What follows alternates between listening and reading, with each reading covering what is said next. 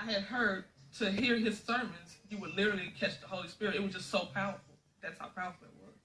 So that's something that I needed in my life right then. And you caught the Holy Spirit. What was that experience like for you?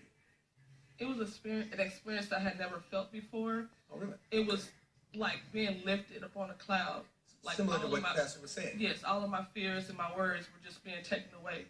Okay. And so what happened to you while you were at the church? Because this was your first time visiting, right? Yes. Did you come to the church by yourself, or did you come with one of the friends that had been telling you about the church? This particular Sunday, I came by myself. All right, so you came by yourself. Yes. And did you drive over there? Yes. All right. And had you eaten before you got to the church? I had eaten breakfast. All right.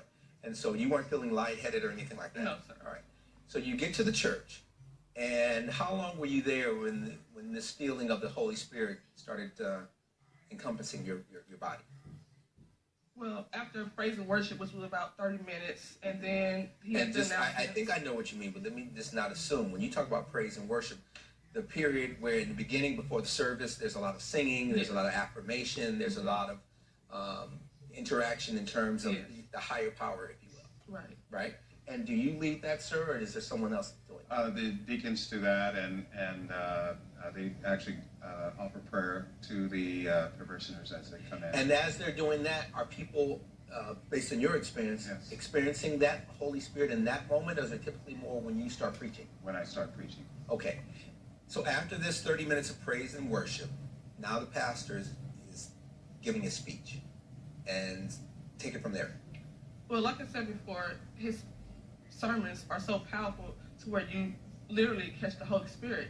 And that's what happened. I began to raise my hands, and I was praising, and I was talking to God in my mind, and I blacked out. And the next thing I know, a deacon was standing over me, and he asked me, was I okay? And I told him my head hurted, and my ankle hurted.